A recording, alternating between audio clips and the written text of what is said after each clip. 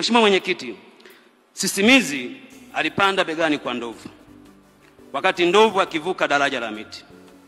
Wakati ndovu akipita juu ya daraja lile kwa uzito wake, daraja lile lilitikisika sana. Sisimizi akiwa begani kwa ndovu alijua daraja lile linatikisika, lakini hakujua kiwango cha mtikisiko wa daraja lile. Ndovu alipovuka ng'ambo ya pili ya daraja lile, sisimizi alisogea sikioni kwa tembo yule ama ndovu, akamwambia, ndugu yangu ndovu, mimi na wewe tumelitikisa daraja.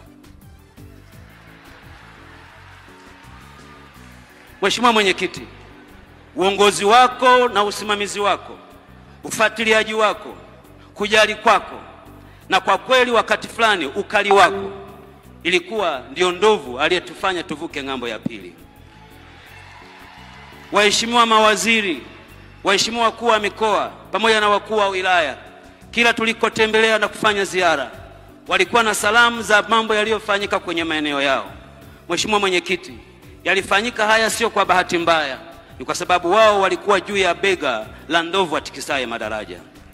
Pale bungeni, waheshimiwa wabunge kila wakati walipokuwa wakichangia, walianza na ni kama walifundishwa na mtu, kuanza kwa kushukuru kwa yale yaliyotokea kwenye maeneo yao, wakijivunia mafanikio makubwa ambayo mengine tumeyaona hapa.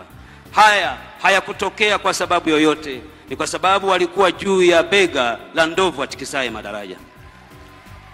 Ndugu Mwenyekiti, maafisa watendaji wa kata, maafisa watendaji wa vijiji, madiwani, kila tulipofanya ziara na wenzangu serikalini, walituma salamu nyingi kwako wakikushukuru sana kwa mambo mengi walioyafanya, huku wakisema hatumdai ila yeye anatudai.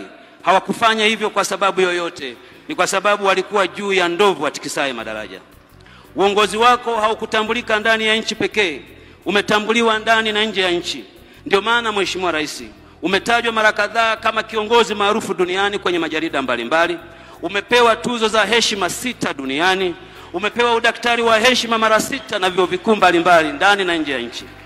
Ndio maana Mwenyekiti wetu, mwezi Januari mwaka huu, mkutano huu wenye wajumbe hawa kwenye ukumbi huu tena wakiwa na sare hizi, hawakuwa na jingine zaidi ya kusema, yeye ajuaye kutikisa madaraja, tumuache aendelee kwa awamu nyingine, tuyatikise madaraja. Mheshimiwa Mwenyekiti, yaliyotokea wakati wa uongozi wako ni mengi. Umekuwa kinara wa nishati ya kupikia barani Afrika. Bara lote la Afrika na dunia nzima inatambua kuwa ukitaka kutaja nishati safi ya kupikia, bila shaka huwezi kuacha kumtaja Dr. Samia Suluhu Hassan. Ndio maana mwezi wa kwanza mwaka huu, Benki ya Dunia pamoja na Benki ya Maendeleo ya Afrika pamoja na Rockefeller kwa pamoja walikufuata wewe wakakuomba, kwa kuwa bara la Afrika lina changamoto ya umeme, basi wewe mwenyeji wa kutoa darasa kwa nchi nyingine za Afrika katika upelekaji wa umeme kwenye mabara letu la Afrika. Mheshimiwa Rais, ulifanya kazi hiyo na kupokea, na ndio maana leo bara zima la Afrika tuna kile kitu kinachoitwa the Dar es Salaam Declaration. Hakikutokea kwa bahati mbaya, ni kwa sababu upo wewe unayeyatikisa madaraja.